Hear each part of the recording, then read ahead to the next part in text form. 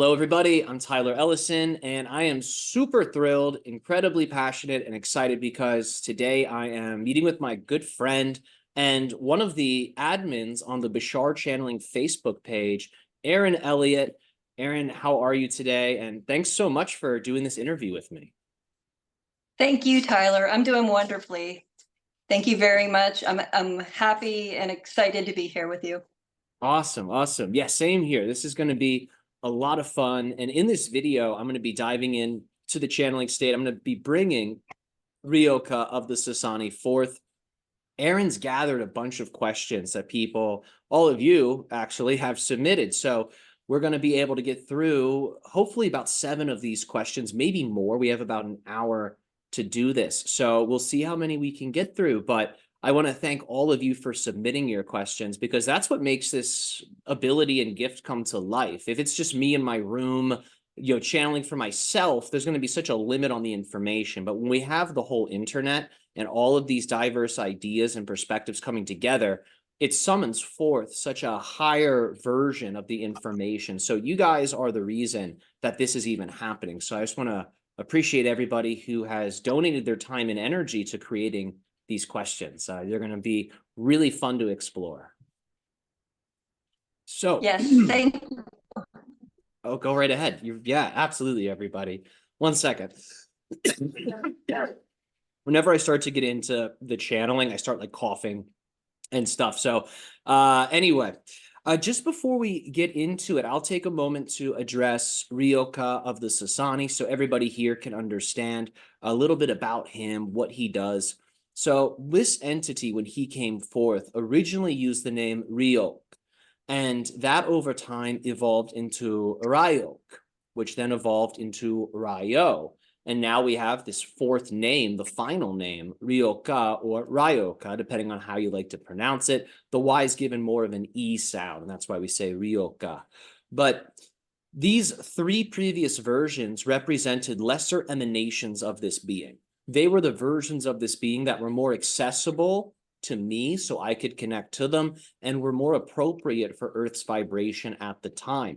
But since I've been going through my own evolution and all of you have been going through yours, we've been able to attract in the complete, you could describe it as consciousness of this being, which we describe as Ryokah. So Ri is a reference to the sun and illumination, success. The O is a reference to the cosmic womb, the original matrix that all forms of consciousness emanate from. And Ka is a representation or a reference to the Egyptian Ka body, the immortal part of our consciousness that survives death.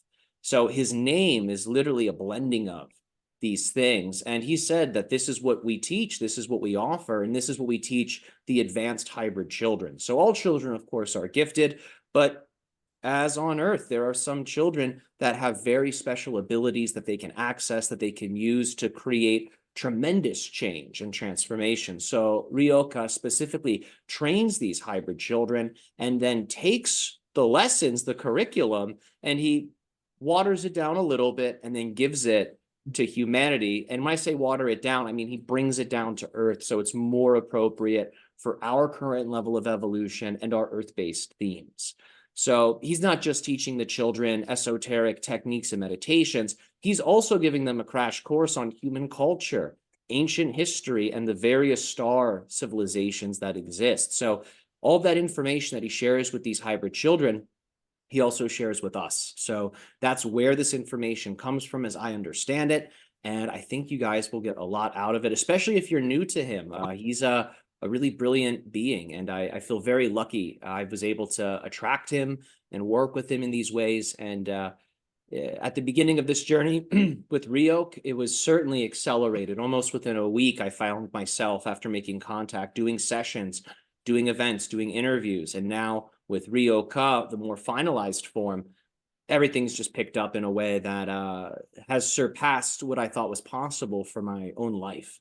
So I give him a lot of credit, and I give all of you credit for supporting me and for listening to this content, because without you, again, I'm just a normal person in an apartment, just doing whatever Tylers do, you know? So with all of you, I've been able to really live a magical lifestyle. And it's my goal to share information and teachings as myself and with Ryokah to assist all of you in doing the same, because I know that we all desire success, we all desire happiness, we all desire connection. So my intention is that these channelings act as a guidepost to help you all create that in deeper ways. Yeah. So with that being said, everybody, I'll go ahead and get into the altered state. I will bring Ryokah of the Sassanian people forth, and then Erin will go into the questions and we'll see which ones are most synchronistically aligned, and we'll just have at it. So let me silence my phone. I have some beautiful music playing, but it's so beautiful, I feel like I might end up listening to that a little too much. So just get a little quiet in here. I'll go into the state. It usually takes me about a minute or two. I can get into it in like 10 seconds, but I specifically draw it out so I can feel as much of the subtle energy as possible. So I'll go in, and then I'll see you, Erin, and the audience at the end. So please enjoy, my friends.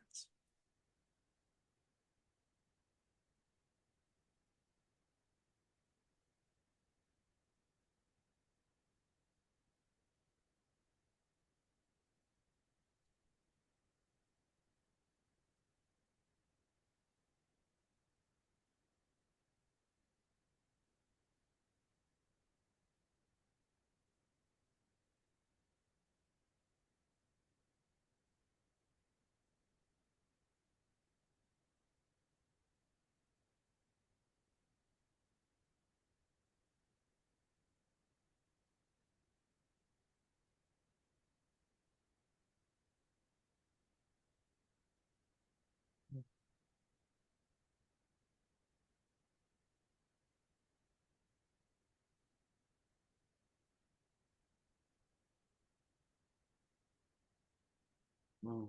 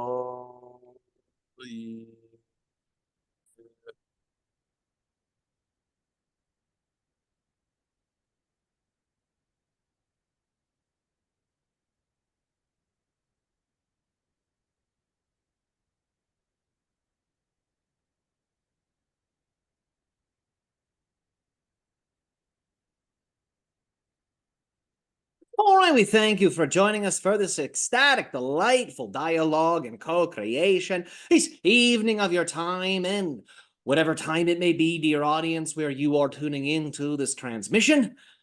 Erin Elliott, as you are called on your planet, how are you doing this day? Hi, I'm doing wonderfully. Thank you so much. Of course, you're so welcome. It's with great joy that we greet you and that we facilitate with you this dialogue and exchange. Is there anything you would like to share before we proceed with the taking of questions? No. All right, all right. Well, with that being said, we are happy to dive right into the queries that the audience members have submitted. Okay. The first subject I have is open contact. Following open contact, when will humans begin having romantic relationships with extraterrestrials, such as hybrid races? It's going to be on a case-by-case basis. Keep in mind that the extraterrestrial beings that are like you, that are human enough to blend with you, will seek out those on the planet that they share an oversoul link with. They will do this for a variety of reasons, but for some of those oversoul extensions, they will explore those connections with these alternate versions of themselves, humans, in a romantic way, in an intimate way.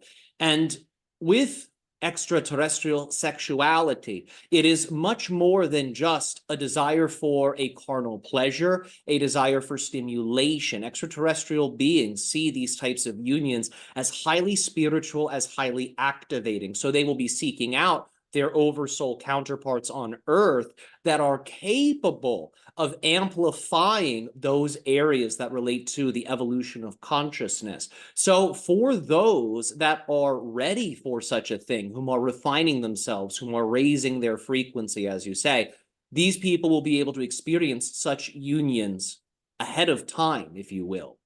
They will be sought out by their counterparts. Now, keep in mind that it's not as if you have to wait until open contact occurs for these types of unions to take place. Even now, they can project their energy bodies into your reality and can merge with you and can unify with you. So these things are available to you now. And if you begin to actually take action on them now, respectfully, responsibly, these unions, then what you will find is you have set the stage for those physical unions to take place. That will be more relevant to the future post-open contact. Now, when open contact occurs, it is likely that there will be an integration period, an integration process that is needed. For you have the idea of your illegal aliens. And even right now, you're doing your best to sort out how to navigate this influx of people into your countries, many of them, of course, undocumented. Many of them with very questionable pasts. So that same type of attitude will likely be present in the minds of certain people when the true aliens, as you call them, show up. So there will be a process of time that is needed where your species learns to trust and learns to accept the presence of your extraterrestrial family.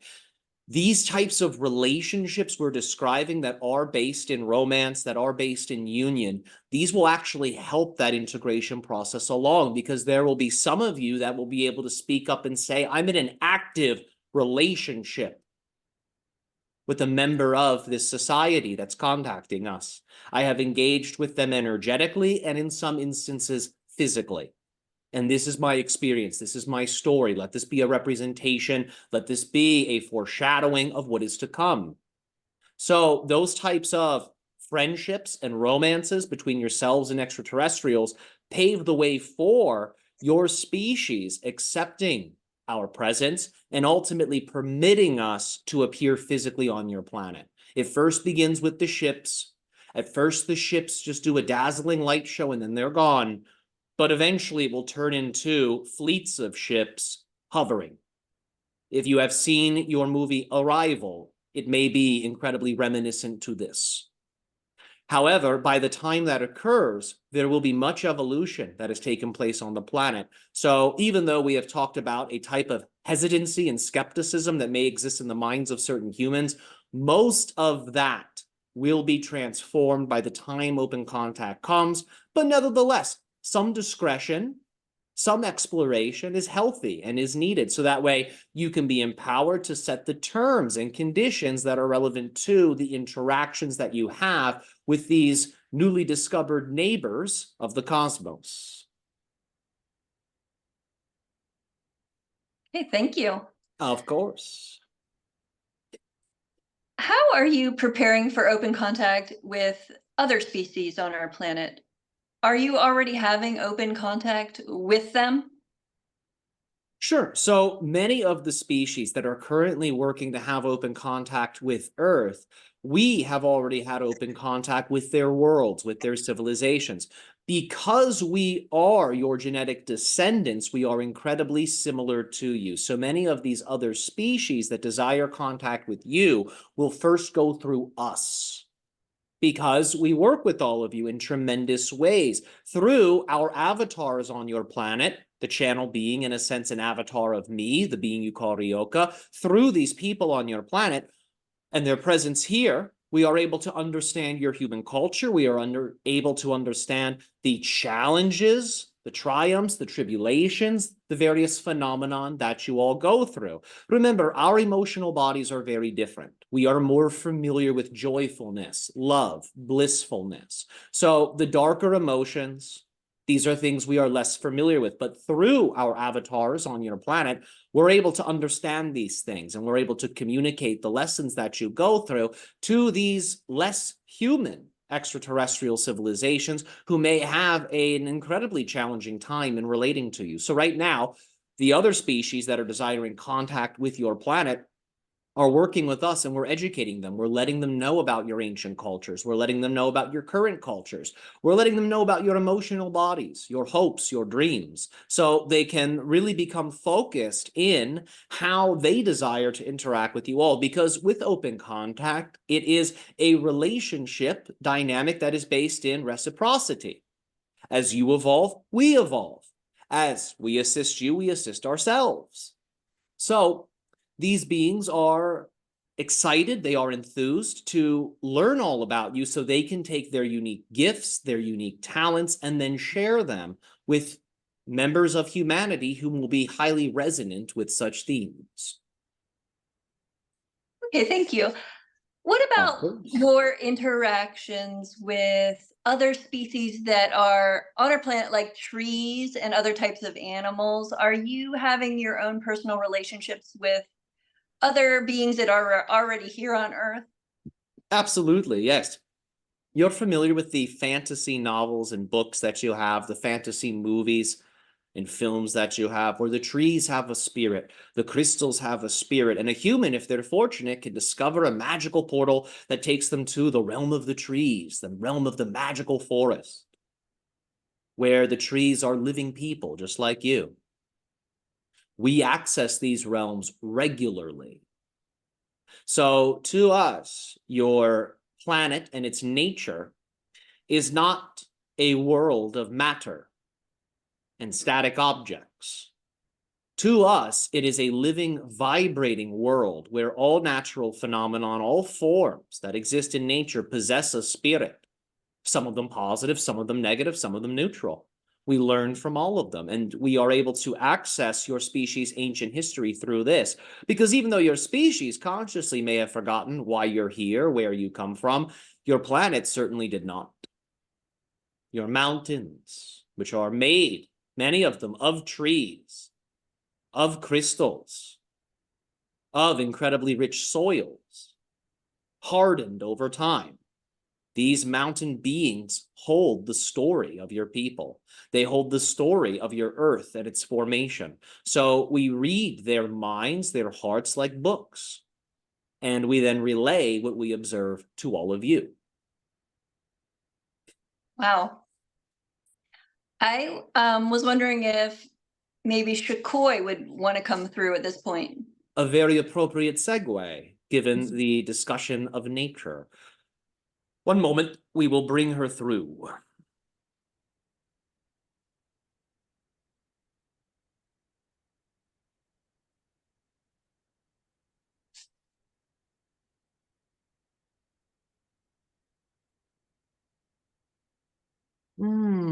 Hello, little flower.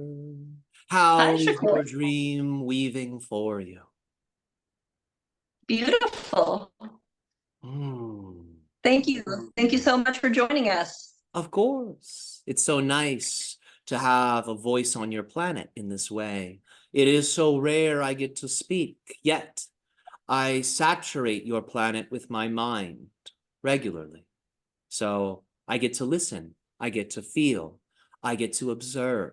And now, in your ears and in your minds, I get to speak. So I thank you for this wonderful opportunity.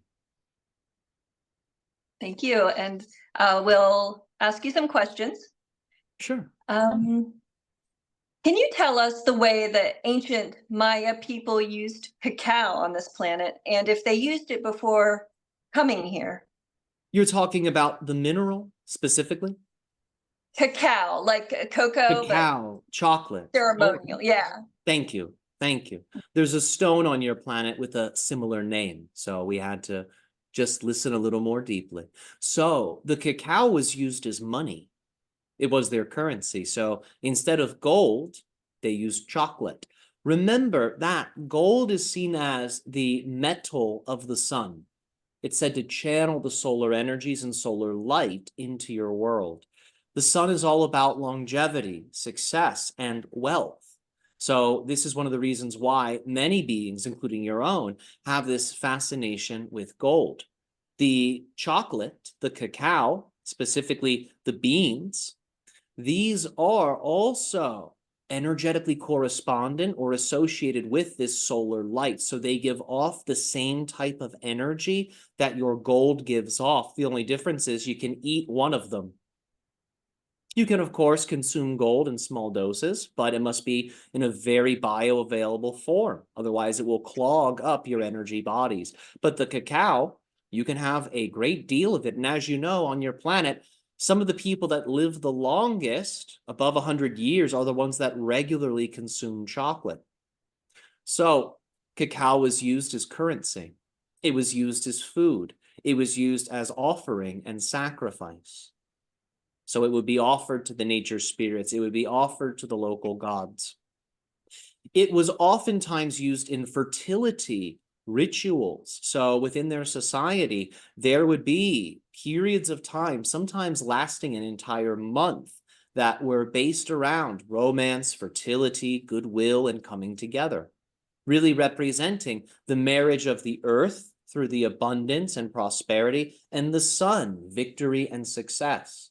So to boost fertility within their nation, they would have these prolonged celebrations where cacao was eaten, where it was drank, it was drunk, if you will, consumed as a hot beverage. Oftentimes it would be infused with different herbs, specifically rose and honey, used to boost the libido, used to open the heart, and also used to help the individuals connect to the collective life force, the web of life that links all things. So the Maya, are they actually extraterrestrials, the pure blood Mayan people? They are, and they blended with humans. So the Mayan descendants, which still exist in your Central Americas, are both extraterrestrial and human in a way that is more embodied than other populations and groups on your planet. In a certain sense, you're all extraterrestrial. You all came here through the Anunnaki founders. So you're all technically off-world beings.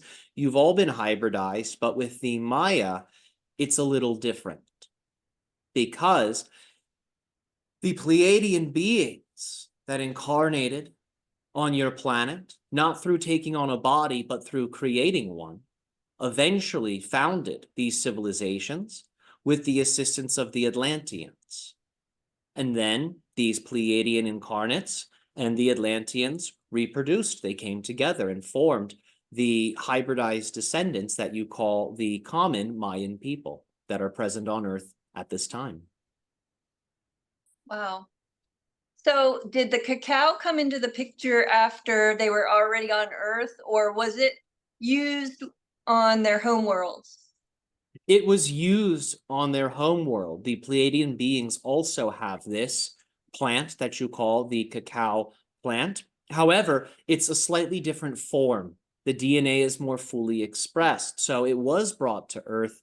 And when it was brought to Earth, it was actually blended with other plant species so it could more easily grow and evolve on Earth. So think of the cacao just as your cannabis plant as an extraterrestrial gift. These things are originally off-world species of plants that were brought here. Wow, but the DNA isn't fully activated on the cacao yet? Well, it's not that it's not fully activated, it's just hybridized, so it can be more, you could say, compatible with your planet. However, keep in mind that the energies of the soils, the energies of the elementals, the energies of the farmers, the energies of the food transporters, the energies of the grocery store workers, all of these things have an impact on the cacao and on its level of genetic vibrancy. So through you, you can actually bring the cacao to full expression. So keep in mind that whenever a human puts energy into their food, they are raising the spirit from that food. They're taking the spirit principle, which exists at the center, and they're energizing it so it can expand and then saturate the food that's being blessed from the inside out. And you have the ability to activate the foods that you eat, not just the cacao, to their highest potential, which can allow for greater levels of nutrient absorption to take place. And these energies can also carry prayers and intentions and belief systems. So you can put ideas into your foods that you wish to buy into on the deepest levels. Okay, that's exciting. Oh, yes, quite exciting. Can you suggest a plant teacher or herbal ally for the group that may be listening to this transmission in any given moment? Sure, this is one that we, the Sassanian people, will commonly share for those whom are desiring to open their throat chakras and their third eyes, as well as their crown chakras, for the purpose of spiritual evolution, lucid astral dreams and experiences, and channeling. And this plant ally is the blue lotus. Blue lotus made into tea, charged with energy, and healing prayers and intentions will cause these centers to blossom like the lotus flower. Okay. Can you share with us the plants used in the different divinorums that are used upline? Sure. One of them you know on your planet as Salvia divinorum, yes? Yes. This is commonly used. It is commonly blended with other plants. Now, keep in mind that some of these other plants we are going to mention are quite toxic. So that's why they are used upline. Your energy bodies, your physical bodies are capable of processing things that at this current time, if they were consumed, may actually be poisonous. Does that make sense? Yes. Sure. So one of them is known as belladonna. This is a very toxic plant. So listeners, please do not consume this. This is not a recommendation to consume this. But belladonna goes into these brews. The ayahuasca vine itself and the leaves connected to that brew are also added in trace amounts. They're not the main feature, but their essence is still imparted. There are also specific herbs that connect to the third eye that are introduced into the brews. Lavender is commonly used, and in some divinorums that are meant to open the heart center, a little bit of rose, usually as its essential oil, is added, just a few drops. Okay, so we could do maybe some mixtures without the toxic ones. Correct. Yes. Responsibly, of course. These things can be highly psychoactive, so make sure you're responsible. Ideally, work with a medicine man or woman or a shaman. But yes, if you wish to be your own shaman, of course, we encourage it. Just be safe, be respectful, be responsible, and remember, you have the medicinal phrase on your planet, dose makes the poison. So too much of something that is good can create an effect that many of you would label as bad. So always be mindful of your body, your tolerance, which you can handle, and what's appropriate for your evolution currently. Thank you, Shakoi. Of course, you're very welcome.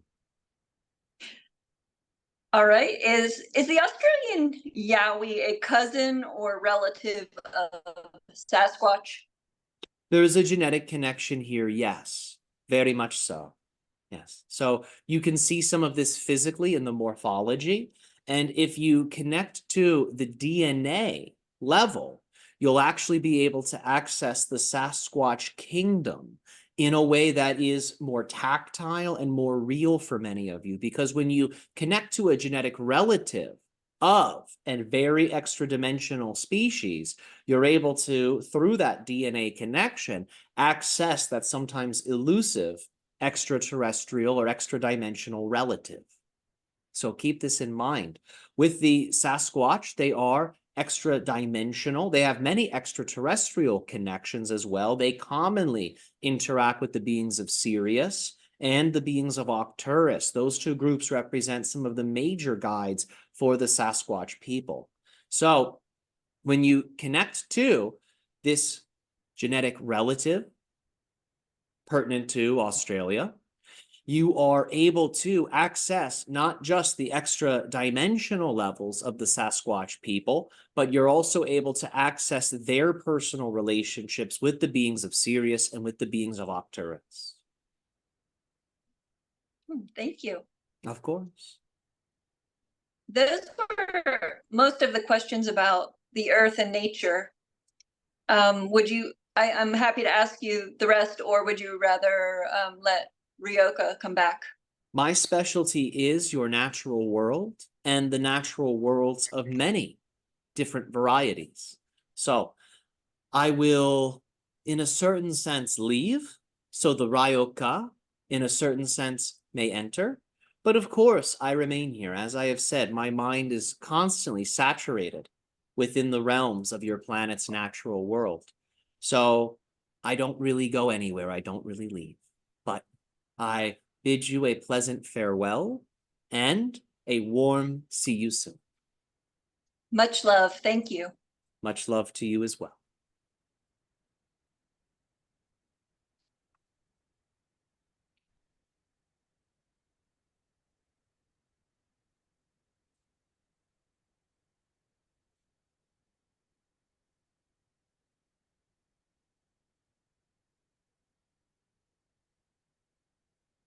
All right, we are here and we are now and we are ready to continue with the wonderful questions that have been so generously submitted by all of you.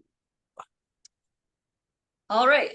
I have some questions about the Sassani people and your perspective. So, the Sassani have souls. Do they communicate with their guardian angels? Correct. Yes, we do. We do. We haven't oftentimes described this type of relationship to all of you because for many of you, the talk of angels can elicit certain belief systems of judgment that many of you carry that relate to some of your mainstream religions. But nevertheless, we have a very potent, vibratory, and active, dynamic relationship and connection with the angelic realms because the beings of Sirius are mentors. Their mentors are the archangels. So when we began to work with Sirius, our world, our home of Sassani was flooded with angelic light. And this allowed for us to have very strong access to what you would call our personal holy guardian angels, or HGA for short. The holy guardian angel or personal guardian angel represents the higher self, middle self, and lower self of a being all blended together.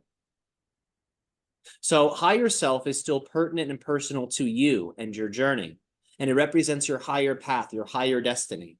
But the holy guardian angel is that power of the higher self, unified with the lower self, and then balanced and integrated with the middle self as one being, as one form of consciousness. So yes, we are aware of this, and our holy guardian angels for us, they represent our true spirit guide first and foremost. We are in many ways our higher selves. They represent that higher self level blended and unified in tremendous ways that allow for us to understand the intimate secrets of our home planet, of our inner being, and ultimately of the cosmos. I'm interested in the fact that you still have the term guardian, because do you really need to be guarded in your state? Well, we don't necessarily call them that. We are referring to them as such because that's how you ask the question, but also this is how many of you understand these beings. So what is a guardian guarding? And whom are they guarding it for? Whom are they guarding it from? Remember that we are your genetic relatives. So your ancient past lives within us. Your wars, your revolutions, your cataclysms. It's still a song inside of us. Now, we don't lean into those energies in an indulgent way, because to us, they don't really represent our themes. Yet they are still present within us. They still have a voice. They still have a pull. They still have an allure. You have heard the Bashar mention that we are aware of the negative, but we simply say, no, thank you. We don't prefer that. These beings, these guardian angels, assist us in having that willpower, that focus. So we can easily say, oh, no, thank you, not for me. That's for somebody else. I'm sure they'll enjoy it in their own way. Does this make sense? Yes, it makes sense. Yes. It's kind of the energy that we can understand, that term, guardian angel. Yes. And there's nothing wrong with guardianship. Do you not guard your children? Do you not guard your resources? Do you not guard your bodies? All of you do this in different ways. And of course, it's a natural thing. Does your skin not guard you from viruses and bacteria that would eat you from the inside out if they had the chance? So guardianship protection, it's built into nature, and it is also built into the divine mind. So these things are an integral part of not just the natural world, but what you call divinity itself. Okay, thank you. What is the rhythm of your heartbeat? So it depends on what I am doing. It can fluctuate depending on the nature of the phenomenon I'm engaging with. So when I am being communed with through the channel in this way, at first my heart rate accelerates and it emits a pulse of light with each and every beat. And that light broadcasts further and further and further with each and every beat, allowing for my telepathic heart mind to be able to plug in to all of the major forces that are relevant for the information that's going to be shared through the channel before you when he goes to commune with me and share my words with your people. But once that connection's established, my heart rate slows greatly. Sometimes when the channeling is deep enough, my heart will cease to beat anywhere from 5 to 10 minutes in duration, because I am not using my own heart at that level. I'm using the heart of the universe and its beat. So this type of ability is actually something that humans have achieved as well. There are very deep states of meditation, sometimes referred to as Wu Wei in your East Asian cultures, where the breathing completely stops. The heart rate slows, perhaps 1 beat per minute, if that. And these are the states of being that many of your immortals enter. There are immortal beings right now that are not dead, that are at the bottoms of some of your pyramids in this type of state, completely aware of all of you, completely aware of Earth's evolution. And from that submerged state within the pyramids, they are able to move things in physical reality with a level of efficacy that many of you would call godlike, without even needing to see a person, without even needing to open their mouths, without even needing to open a door with their hand. They are able to impact massive change on your planet. They are in complete darkness. They chose this, some of them thousands of years ago. And when your species ascension is at its peak, some of them will leave Earth, their job will be done. Some of them will emerge. Some of them will make contact with your society. And when that happens, you will get a big taste of what's possible, because they are special beings and all of you are special beings. So when you see them, you're going to get a dose of your true potential, what's possible. And in many ways, they are paving the path for your species and our species to blend and to ultimately express as what has been described by the Bashar as Anuhet. Wow. Are they all wrinkled up, or have they been able to? No, if you saw their forms, they would look no older than 50. That is the nature of their practice. Wow. Okay, you instantly switch activities when your excitement shifts, perhaps often. Describe in as much detail as possible 5 minutes of your day. Sure. Well, one thing we'll say is action exists on multiple levels. You have spiritual action, mental action, astral action, etheric action, physical action. When my excitement shifts, this does not mean my physical actions change from one theme to another. Sometimes the spirit actions I'm taking change. Sometimes the mental actions I'm taking change. Sometimes the astral actions that I am taking change. Sometimes the etheric actions that I am taking change. So, for example, perhaps I'm piloting my ship in a certain way. And maybe I am feeling a little ambitious and perhaps a little excited. So, when I pass a neighboring ship, maybe I begin to perform tricks and certain, you could say, feats of aviation within the cosmos, just to show them my skill and to entertain them, to bring a sense of joy to their heart. Maybe I am tracing the infinity sign, for example, with my ship, or perhaps I am drawing with my ship certain geometric patterns that are designed to communicate messages to see if they respond. That desire to show off, if you will, might look like a completely different action, but it's still a part of the main excitement I'm exploring, which is piloting my ship. So the action may change in its quality.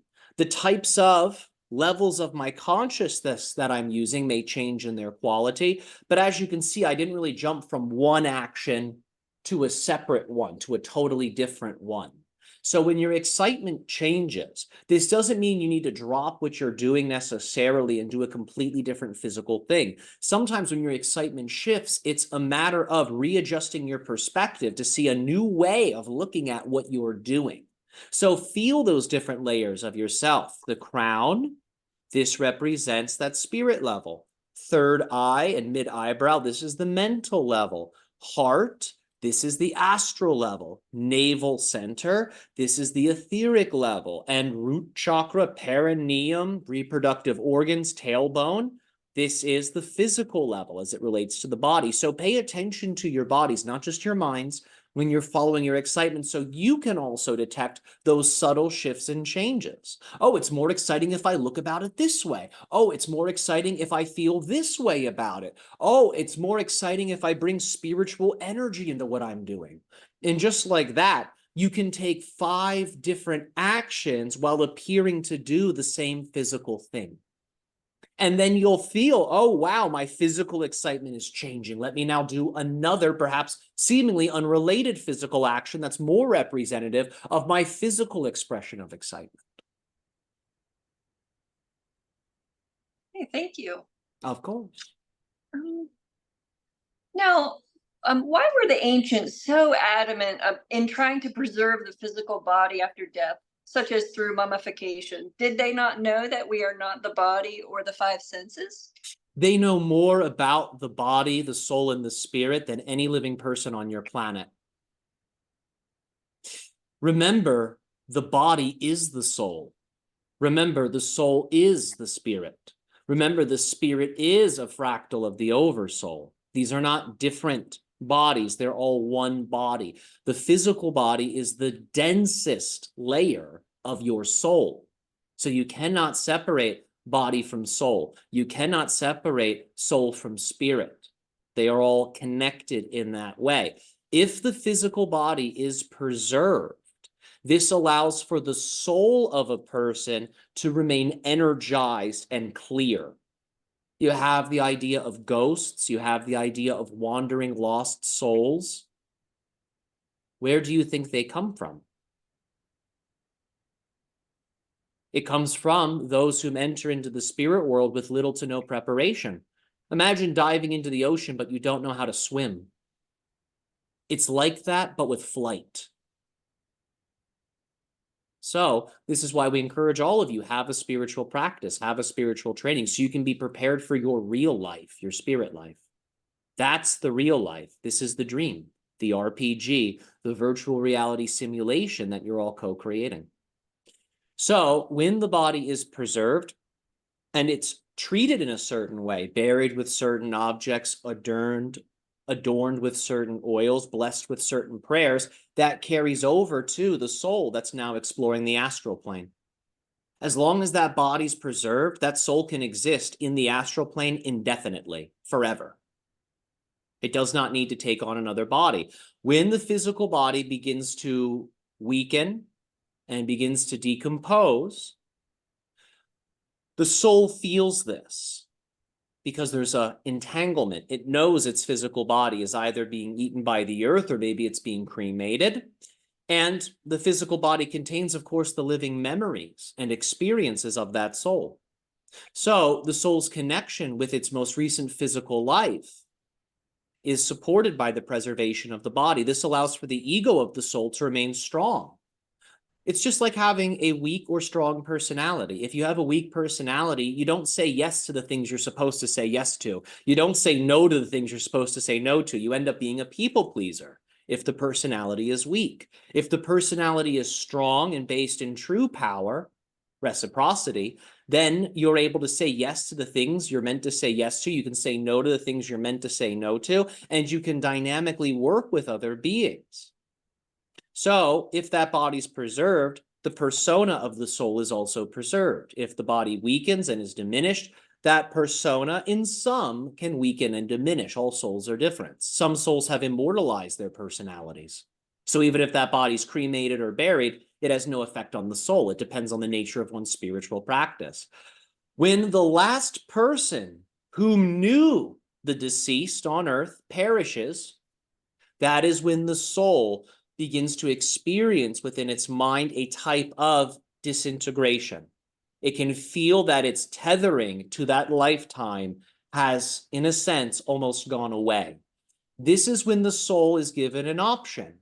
It can either choose another body on earth or in another world, depending on what that soul has access to, or it is able to ascend and it can absorb itself into the spirit, the most subtle dimension of who you are as an individuated being.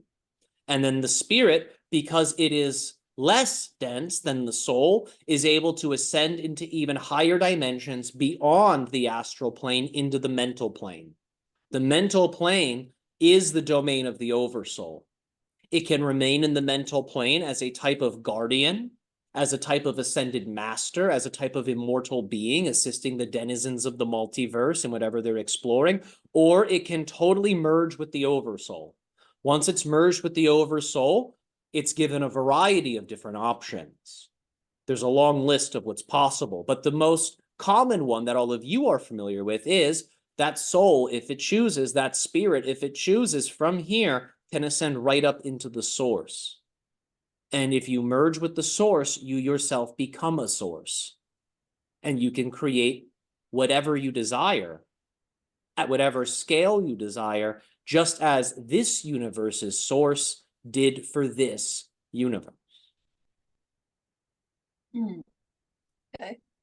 So for most of us who are watching this, would you recommend a type of burial or cremation or embalming? It's really up to you. It depends on what your afterlife themes are. So for some of you, if you are seeking what you call spiritual enlightenment and liberation, cremation may be very handy. However, if you are looking to have a very potent, long-lasting astral existence following the lifetime, a preservation of the body may be useful, embalming.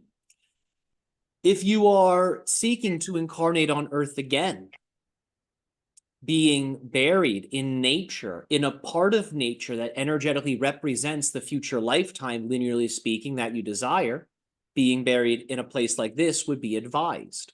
So it's really going to depend on what type of experience you are looking for. We would advise choose your body's final stages based upon those things. Thank you. You're welcome. How is the music on our planet likely to evolve? Will we have different scales, tuning, and notes? Very much so. Your yogic music is deeply connected to what you would call microtones. Microtones are oftentimes not included in the music that comes from Western countries, that comes from Europe. The 7 major notes instead are focused upon, and the scales surrounding those 7 major notes are focused upon. But with microtones, the intricate levels between those 7 notes are deeply explored, and this allows for the multi-dimensional principles of music to really be activated. The microtones, these are the tones that activate the subtle body. This is actually one of the reasons why they were not included in the adaptations of musical technology that Europe and other Western nations drew from. It wasn't that the microtones were too complex. It was felt that they were too spiritually activating for the populace. They wanted to keep the populace docile, so to say. So they were not included, but it is likely as your spiritual evolution continues, these microtones that come from the yogic forms of music will begin to make their way into musical creations all around the planet. It's also probable that your AI will play a central role in music making, not as a replacement to musicians, but as a complement to musicians, as an inspiration to musicians. So your technologies will also play a large role in music production, revealing to you new styles, new synergistic blendings of musical technique to be made available to your consciousness, to your vocal cords, and to your fingertips. So you can play whatever instrument you play with a rather comprehensive understanding of what is possible. It's also probable that your music will begin to take on more of an improvisational focus. So many musicians have a song they wrote, and this song they tour and they play at each of the venues they go to. However, the idea of improv and working with other musicians to create spontaneous music, it's probable that this will increase because as your musical skills increase, you become more comfortable with improvisation. You become more trusting in your ability to just riff and play off of whatever else is played. So it's likely there will be a great increase in this phenomenon. Wow, that's beautiful. Oh, yes. Yes. Now, about universal basic income. It's a periodic cash benefit given to all citizens intended to provide everyone with a standard of living above the poverty line. Do you see this as an effective way to bring balance and equality to our societies? Depends on the society. Some societies will respond to it auspiciously. Others, it may actually be detrimental. The reason we say this is the collective spirit, the collective values, and the collective belief systems will vary from society to society to society. For some people, if they get enough money for their rent, if they get enough money for their food, that's enough for them. They won't work. And if they have children, their children may suffer. They have just enough for the rent, they have just enough for the essentials, but maybe there's not enough for food 7 days a week, and maybe they're so comfortable with that money they choose not to work. So there will be some who it actually detriments, and children will likely be affected. There will be others who are more ambitious. They desire more. They hunger for more. Oh, look, free money from the government. Wow, I'm already doing pretty good for myself. How much can I accumulate? How much can I grow? And then I can share that abundance. So there will be some that respond to it in a very positive way. What will also be important is understanding where that money comes from. Because if that money is coming from the reserves that are designed to be connected to certain essential services that your society uses, those services might suffer. So where that money is coming from is of ultimate importance.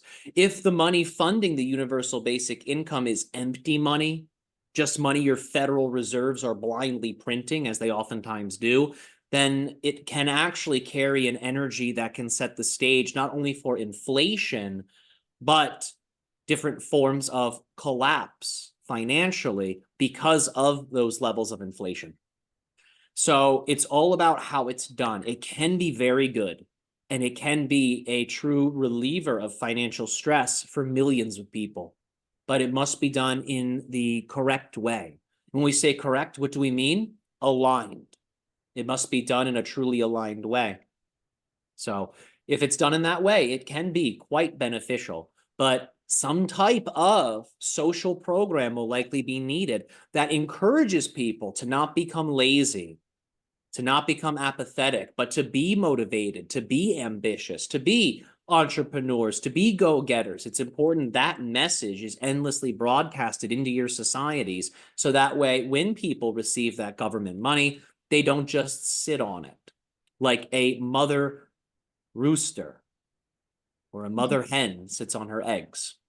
They must use it and use it to grow themselves, and it will truly be abundance, rather than a lack-based gift that is received and hoarded. Does this make sense? Yeah, it makes sense. It's like the eggs need the fertilization of people acting on their excitement to hatch. Precisely, yes. All right. Are there planets that humans can visit and colonize? Oh, yes, absolutely. And one was just recently discovered. So more will be revealed on this, but these planets exist. You oftentimes call them exoplanets. Many of them are light years away. It would take an exorbitant amount of time for your species to reach them.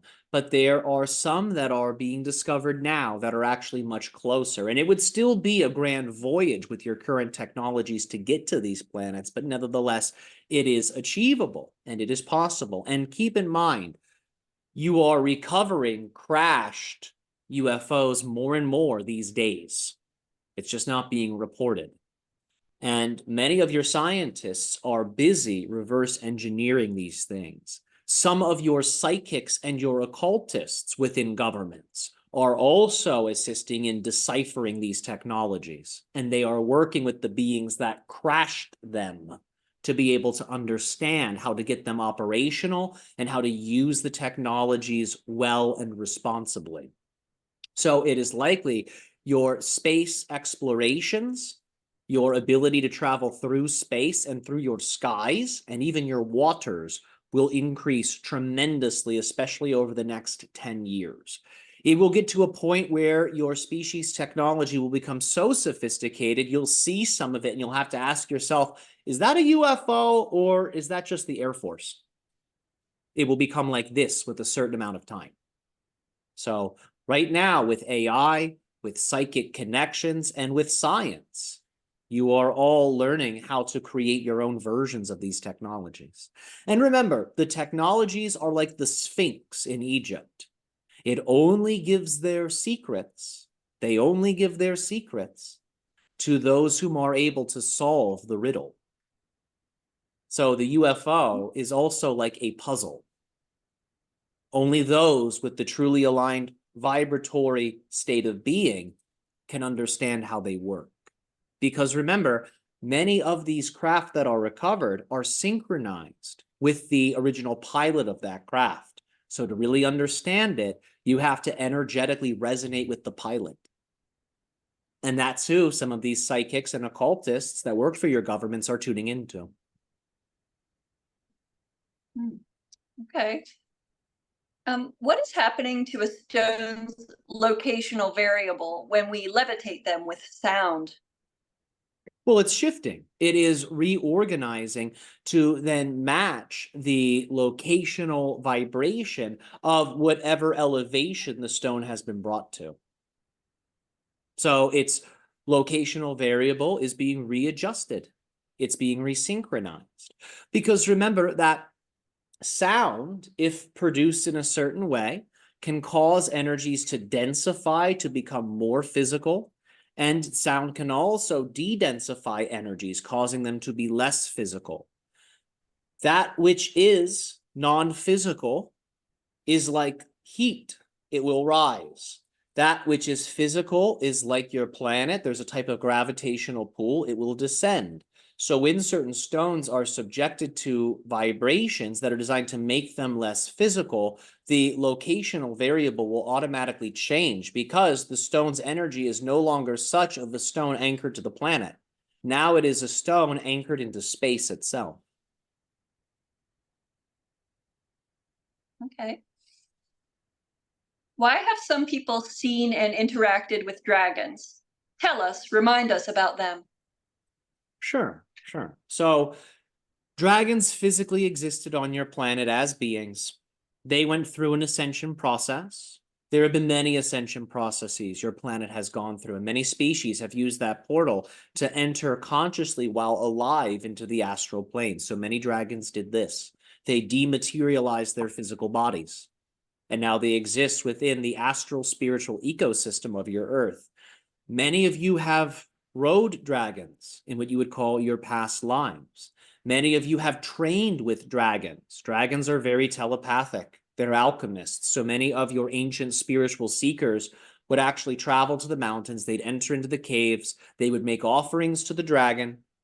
Sometimes they would sit outside the cave for weeks performing offerings. And if they were lucky, the dragon would accept them as an apprentice.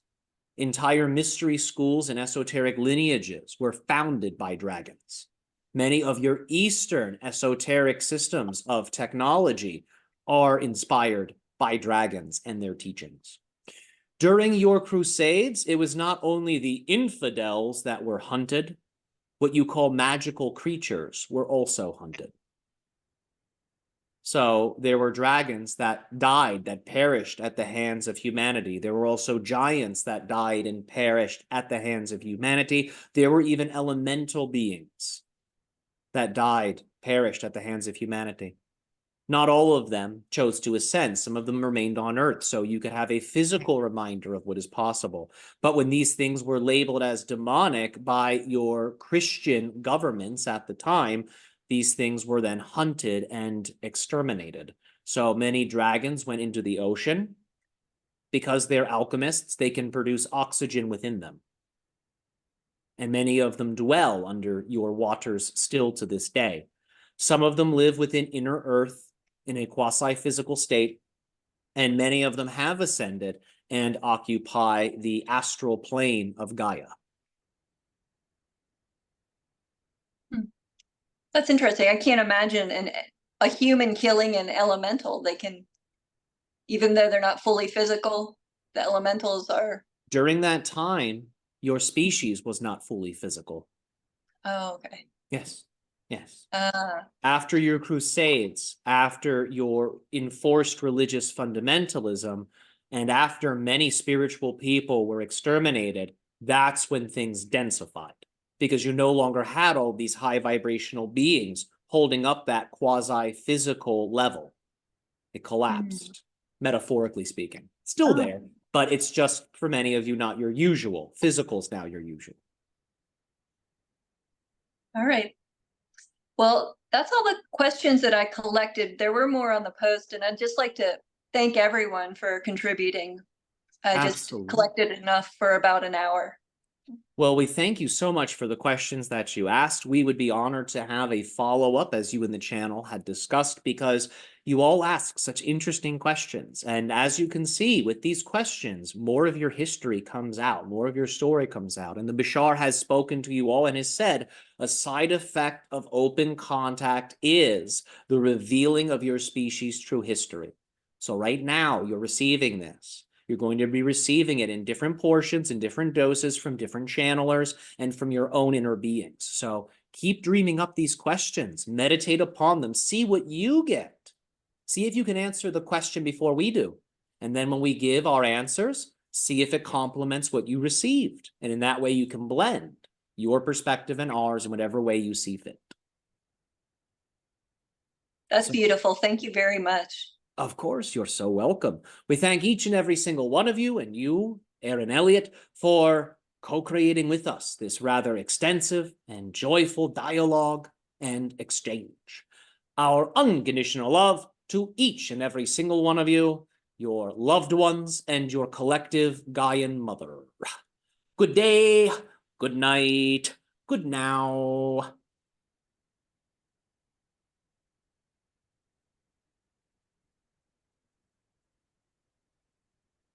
Mm.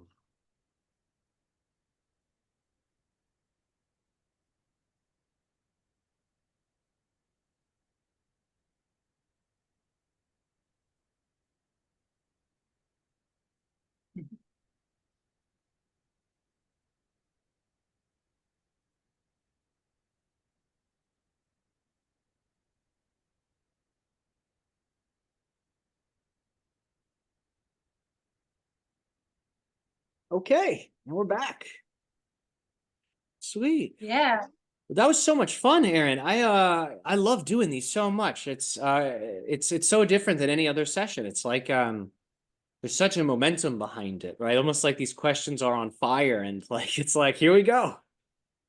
Yeah, there is something to collecting them beforehand, I think, and then organizing them and having them written out. I like the live sessions too, but this also has its merit, definitely. Absolutely. Yeah. Absolutely. Well, my friend, I hope you have a really amazing rest of your night. It's always so good to catch up and to do these. And I absolutely am thrilled for whenever we create our next one. Because man, oh man, at this rate, it's like keep the questions coming. I mean, please, I want to know these things, you know? Awesome. Great, great. Well, please be well, my friend, and I will talk to everybody here again soon. Have a great rest of your day. You too.